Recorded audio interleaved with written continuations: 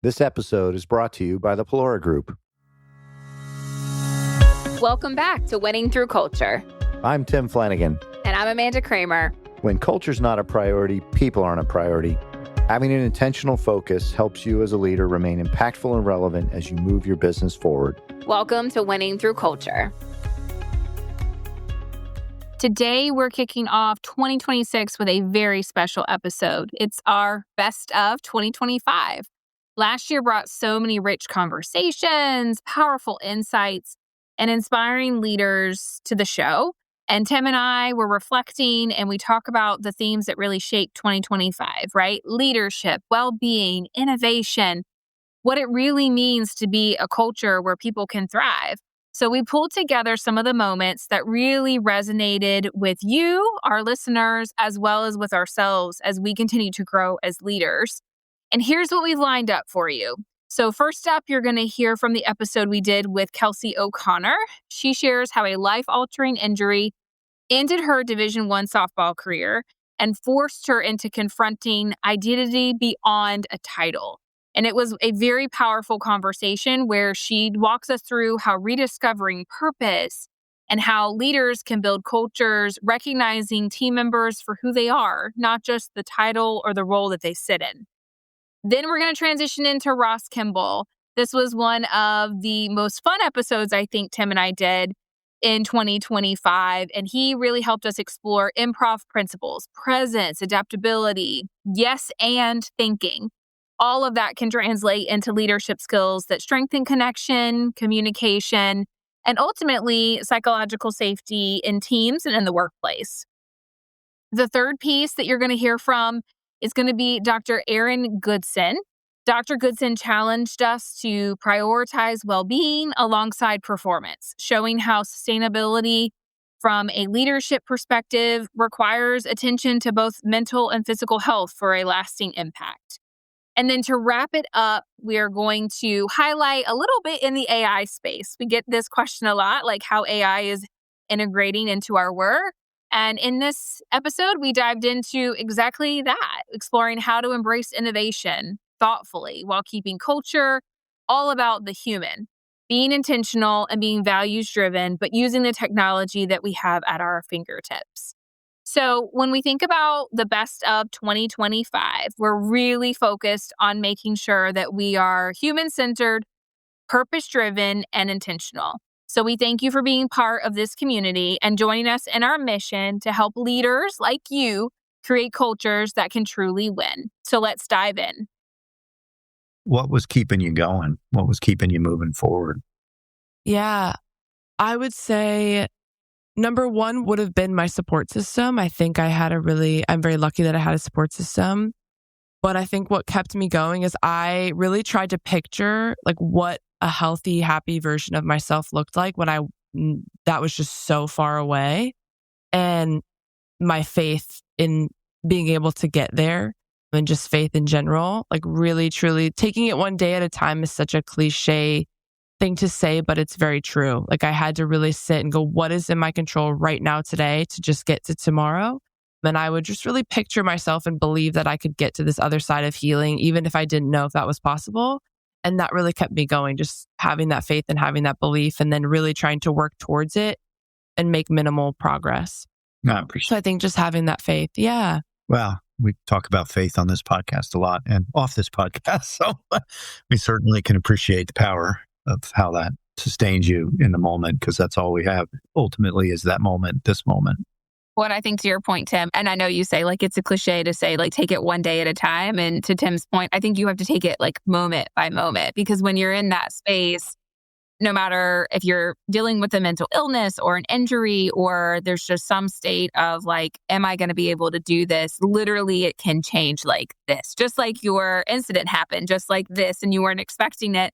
You have the opportunity to choose how you place yourself in that moment. And I think that that's really important from a leadership standpoint, because we're given those moments as gifts and they ultimately add up to a lifetime of a career and a legacy and all those things. But you really do have to understand that every single moment that you're gifted really is to be treasured. And ultimately, you have your choice of how you're going to show up for yourself and for those that are around you. And you said it really beautifully that when people would ask you about your community or your support system, you would express who they are for their energy and their heart first before like what they do for a living or the label that they might have or their title that they might have at work. And that is, I think, really important.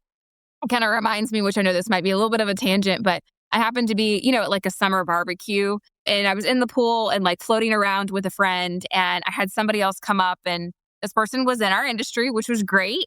And they did not even lean into anything other than, so what do you do? And it wasn't, what do you do like in life? It wasn't, what do you enjoy? It wasn't anything like that. It was like, what is your title and what do you do every day to be productive? And I just sat with it for a moment, right? A moment is a gift. I sat with that for a moment and I was like, well, my label is so much more. Like I need to shed that because my title is just my title. Like it doesn't matter what that is. It doesn't say what I do every day or who I am as a person. So I am going to start shifting and answering that question differently now that you said that, talking about your energy and your heart. That's a really cool way to put that. So thank you. I actually love that you share that because I think too, I often get the question of like in social, like at parties and social situations, how do you change that? Because small talk is just very natural. Like it's really hard to go against the grain of like, what do you do and where are you from? And I don't think that's necessarily bad, but it was really cool. My friends and I did an event. We hosted an event that was like a strangers to friends type event. And she invited me because the goal of the event was for these women. It was like 20 women and we weren't allowed, quote unquote, to talk about our jobs. And it was really awkward at first because I'm always the, where are you from? And then kind of getting into conversation. But it was so interesting because the beginning was a little weird. We were all struggling to kind of ask regular questions that didn't have to do with work. But then the immediate kind of jump once we started getting into just we had them all like, would you describe yourself by your attitude, how you treat others and what makes you unique? And there's like a long silent pause because nobody can answer it at first. And then it led to like the richest, deepest conversation. And by the end of the event, it was about a 3-hour event. It was this indoor luxury picnic. We were all exchanging numbers. I've made amazing friends from there. They've all connected with each other. And so how quickly we were able to jump into a little bit deeper of who people were and their energy and make these friends away from some of the job. It was just such a unique experience. And so I think it's just interesting that you bring up because that's such a common scenario of how do you maybe go past the label. And I do think it's describing other people maybe in your life or kind of asking a question that's a little bit deeper, even if it feels awkward, just to kind of get past some of that or just get to know somebody and be curious about who they are past that. Well, and something to kind of tie it through, which is an interesting thread because we've had Ross Kimball on our podcast and he, of course, is really big into improv and how you have these conversations and the whole thought process about being in that social interaction or professional interaction. He uses the concept of yes and. So yes, I am 1, 2, and 3, but I also am da da da da da. And here's how that helps me show up in the world. And here's the impact that I have, which I just think is really cool. So you can be one thing, 2 things can be true, right? Or 3 things or 4 things. But yes, and here, let me answer that a little bit differently, which I think is a unique way to show up in the world, which is just really cool.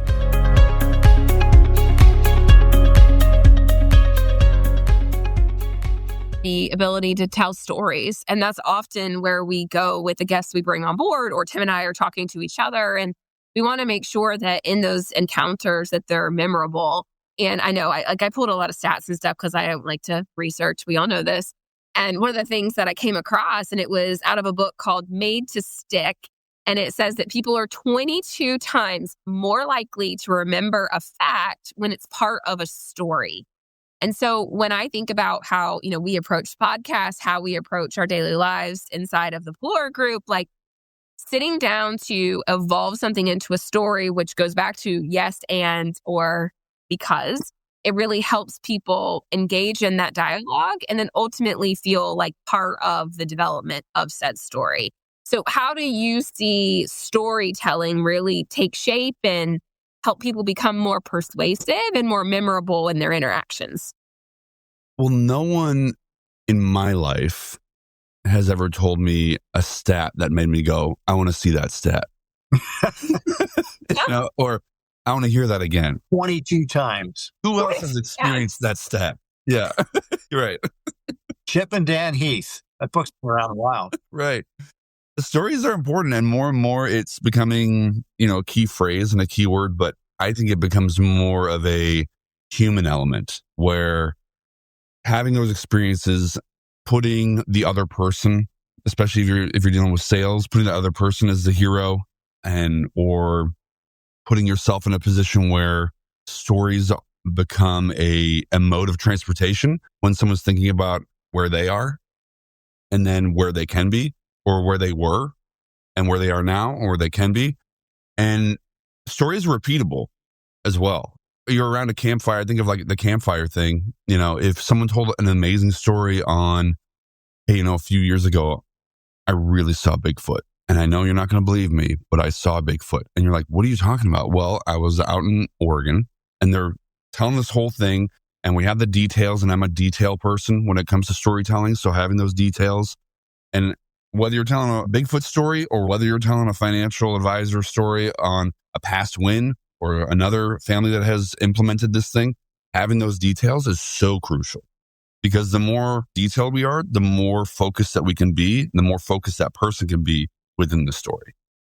So to go back to your original question or the idea of it, if I just came out and said, only one person has been paid to be on SNL, and then period, you'd be like, oh, okay. But also tell me more. Like, you want to hear a story behind that. Yeah. Yeah. How many people have been... Yeah, because now I want to know. So in my experience, only one. Maybe another one. I think maybe my friend, he did that as well. But I was the first one on the phone call. The producer said, I'll never forget this. I was working my part-time job. It was during the summer. So I was working my part-time job at Patagonia in Chicago because I wasn't teaching. I had to go to the storage closet, jumped on the phone, and they're like, Ross, we've never done this before, but we want to pay you not to be on the show. Like, you'll be in the bullpen. So it's week to week. We don't know when we're going to bring you in. And this is after my meeting with Lauren. This is after me almost hitting my head on the scaffolding where they have this sticker that says, watch your head, Chris. And that's where Chris Farley would always hit his head. All this stuff. And so it was a whirlwind. So telling my story in a way where even though anyone who is out there listening to this story says, I can't relate to this, or there's no way I can relate to this, making it a sense of those high pressure communication scenarios, those high pressure situations where you know your stuff. How do you settle in and actually show that you know your stuff? And it all goes back to just, it's about the other person, not me. Especially when you have been in this thing for so long. Tim, I think you can relate to that, where I've been in this for so long. And Amanda, you're there too, where I've been in this for so long. How do I put myself in their shoes where they're thinking or feeling a certain way?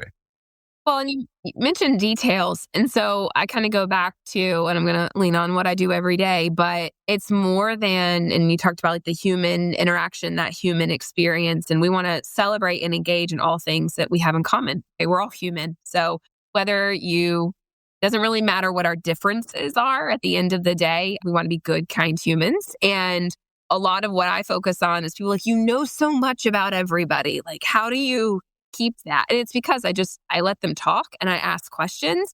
And then I try to remember 3 things about them that I can then and it's rapid fire, right? Like, so it's more than just like, how are your kids? It's more and I would just say, whatever, if they have 2 children, what their names are.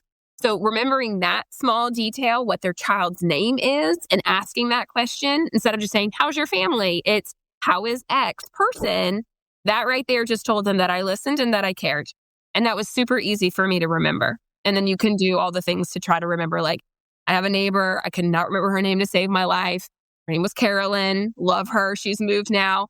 But it was like, and her husband's name was Clark. And I was like, Clark. I love that now you know her name. And now I know her name, right? So now that you laugh. Clark and Carolyn go caroling. And so that's how I remember their names. Like, that's what I said. And I was like, cool. So every time I'd go up and I would be like, that's how I got there. And they were such kind people. Like, they literally lent us a chainsaw one 4th of July weekend because we had to cut a tree down, they're just good people. And I was like, I can't remember her name. So you have to come up with that. But then it was like, okay, I made that connection with them and they had greyhounds and it was lovely. And I remember the greyhound's name and I'd ask how they were by name. And it just makes all the difference in the world. That's a very like rabbit hole story to go down. But it was that moment of connection for me with them. And even though they don't live in my neighborhood anymore, like I still like they come back for block parties and it's awesome to see them. And I feel like I'm still part of their world, which is cool. I love that story. And also you did one thing, Amanda, which I see a lot of people do when it comes to telling stories. They catch themselves and they're like, but I'm rambling. This is whatever. And because you probably caught one of us being like this and just staring at you, it's so hard. It's so hard on camera because we're like, oh, I'm boring everybody. You're not, Amanda. Just so you know, you're not. And you mentioned one thing that we all forget, especially when it comes to remembering people. And it must be so nice, Amanda, to have an unbroken brain because I can't remember anything. I cannot remember people's name for the life of me. I'll remember your face for the rest of my life. I'll see you in an airport in Omaha 30 years from now. And I'm like, you gave me CPR 13 years ago. Well, I'll remember that. The one thing that you mentioned in those interactions or just getting to know someone, people love talking about themselves, number one. But also, it's that phrase of like, tell me more about that. Like, I've never base jumped before, and I have no experience of that. But like, what was that like? What got you into that? All those types of things, those people love talking about themselves. And also, you become the most interesting person at the party. Psychologically, people are like, hey, you know who's cool to talk to? Amanda. And you said 3 things. It's a wild thing. It's having an investment and actually it goes back to staying present. It goes back to just going beat by beat, actually being a great listener. That brings out a lot in people. Just being quiet, asking one question that digs a little deeper. Tell me more about that. Oh, that's really interesting. Where would I find something like that? Or how'd you get involved in that?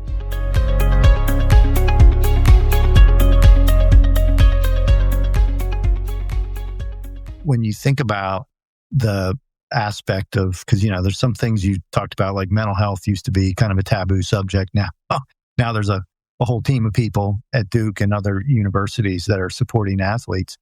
What are some of the early warning signs that you see relative to burnout?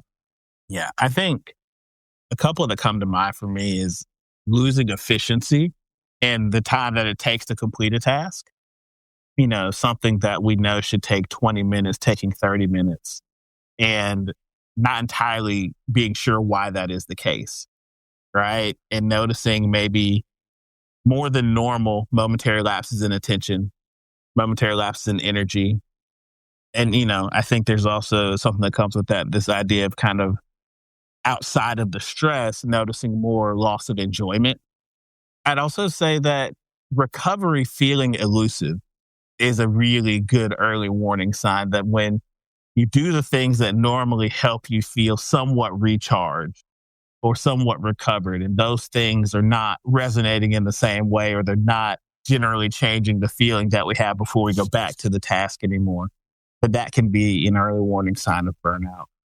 And then another that comes to mind for me, and this one sometimes is a little hard to tell because some people's personalities and dispositions, but it's just an increase in cynicism. Kind of a loss of hope that can be tied to that loss of enjoyment.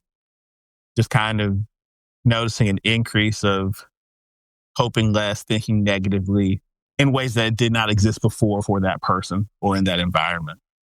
That's really interesting because, again, I'm living in the business world. I'm a really good athlete in my mind, but not in practice. But but in the business sense, so much of what you're saying, I could translate into business leadership. With the high performers you do work with, Dr. Goodson, what do you see as the way they approach stress and recovery? I think that especially with the collegiate aged folks, they are still in the process of learning the non-negotiable aspect of recovery. I think when they're performing at this high of a level, they've often been doing it as a part of their sport, and they've kind of done it because they've been told to do it. And so they see the value in it in that regard. However, for those who I have seen perform at elite levels while in college, there seems to be a bit more or a bit deeper of an understanding and acceptance of the necessity of recovery being more than deliberate about doing it. I think about collegiate student athletes, NCAA rules, you have to have at least one off day when you're during the season and, across a 14-day window. And, with all the things that we described earlier, right? Navigating grades, navigating relationships here on campus, family relationships at home. It can be easy in that off day to kind of cut your recovery short or to feel like it's hard to squeeze in. But I found that elite athletes here that are achieving at high levels make it a non-negotiable. They have a very close relationship with the trainer. They spend a lot of time in the training room. They have very high awareness of their body. And then they also kind of know what helps them recharge, whether it's being connected with our department, whether it's having a standing consultation with a sports nutrition professional, whether it's thinking about doing and engaging in a recovery lift and stretching with the strength and conditioning coach. They just know that recovery is so critical to their consistency and sustainability. And it becomes a non-negotiable in a way that sometimes it takes others a while to come to realize. Yeah, it's interesting listening to you. I mean, I kind of come from generationally the mindset that was taught to continue to do more. And that's kind of an American societal value. Yeah. And I used to have a mantra, I'll just outwork everybody. I might not be the smartest guy, but I'll outwork everyone. And not necessarily the greatest model for long-term sustainability. So, how do you help people slow down and recover without feeling guilty about it? Because that's my issue, at least. Yeah. I think a little counseling from you here, Dr. Goodson. I think that's a great question, and honestly, it's something I worked through myself. The way I help others and something I've also used myself is to really, this is going to come off in a kind of silly way, but I do mean it seriously, is to ask why. But part of why I ask why is to help them understand kind of what are the beliefs behind this outworking everybody, grind all the time, no days off. And why does the idea of recovery detract from that? You can outwork everybody, work really hard, grind all the time, no days off, and still recover because you know that recovery helps you perform at the level that you desire consistently. So I often ask student athletes, where did you learn that? How have you seen that reinforced? How have you seen that backfire? And really get them curious about their own experience, but also experiences of people around them. And it's not to tell them that they're wrong, but it is a way to then leave space to insert questions about recovery in a non-negotiable way. So I will rarely tell someone to not work as hard as they are working. I will push someone to be clear on the efficiency and effectiveness of their work and to understand the recovery they engage in and whether that recovery actually feels like it aligns with them continuing to perform at a high level and if that recovery feels effective. And so that's the approach that I take, especially with a number of these student athletes across sports have professional aspirations.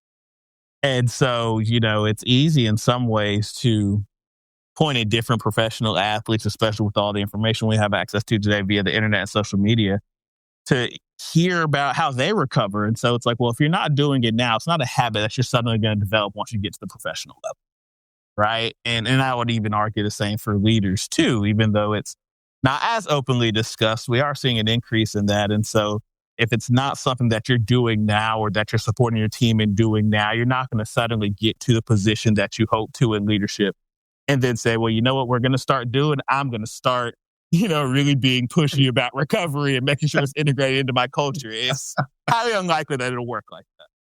Well, but it is, you bring up a great point that this topic is become a accepted, embraced component of elite athletics. And I don't know that is very much the case when it comes to business. It still is more of the old school mindset, to your point of grind and outwork everybody. Yet, people being people, there's a diminishing return on that as well.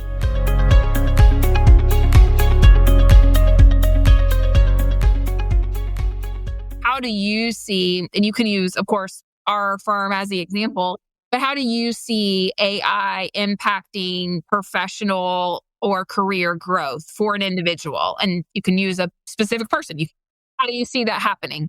I guess a couple things. One is we probably need to acknowledge, our day job. We're in a heavily regulated industry that not really welcome the use of many of these tools. So just acknowledge that.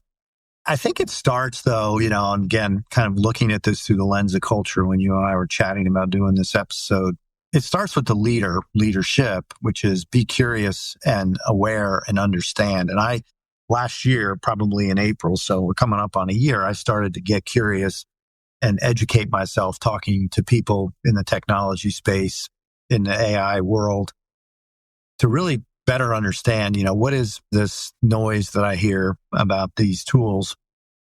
And so I think first off, it's be curious as a leader. Second off, then, back to your professional development, because it can be a tool to help people develop professionally. But if the leader doesn't use it first, it's going to be a little disingenuous. I got introduced to a really good book that I would recommend called The AI Driven Leader.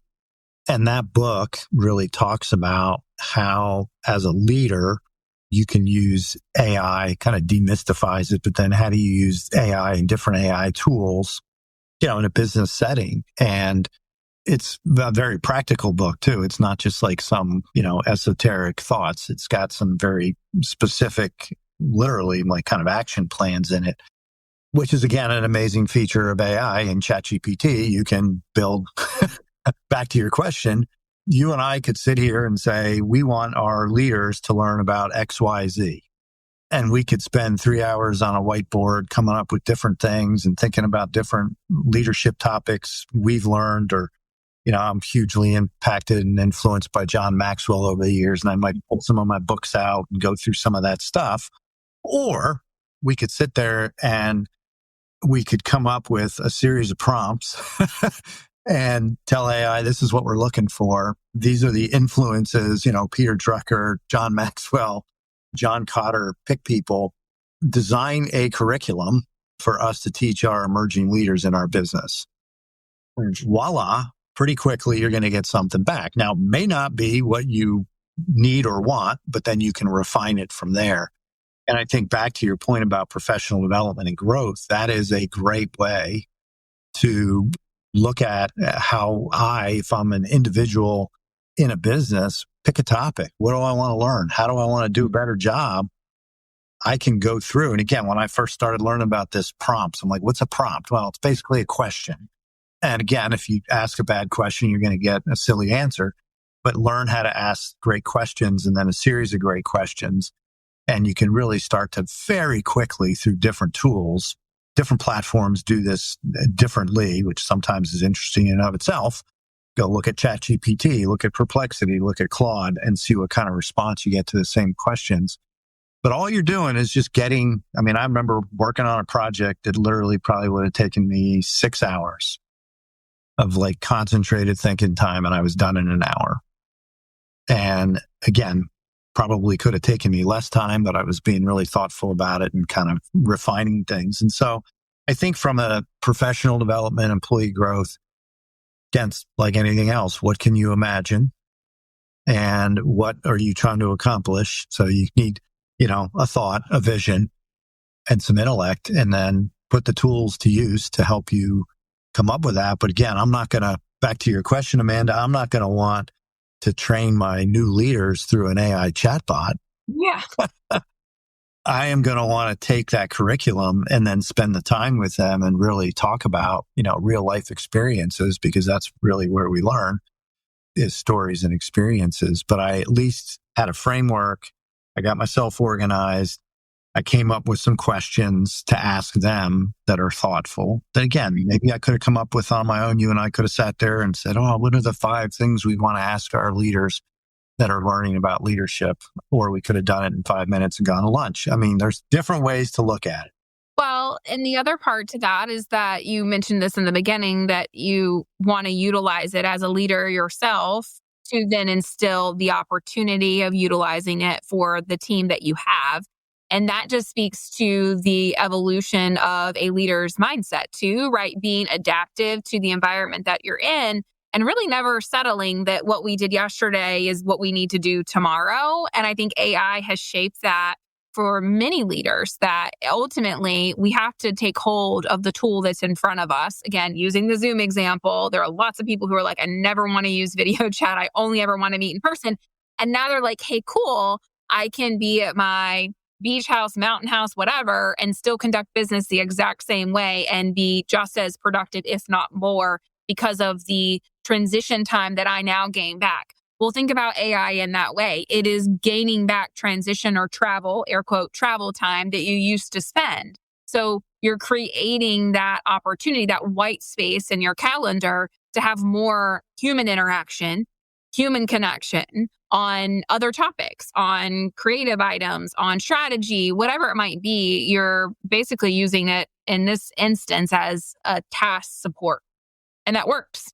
Yeah. And I think, again, you do need to kind of learn to slow down, to go fast, and again, learn the different tools. So it's not, once you have a better understanding of how AI can work with you, and there's just so many applications in business, you still have to learn that, and you still have to train the systems to do things the way you want them done. It's just like if you went out and hired a new employee, there's a certain way you want them to do things, and you've got to train them. So there's definitely a time requirement, an upfront investment of time, but it definitely is a highly leveraged amount of time when you look at the long-term implications of it.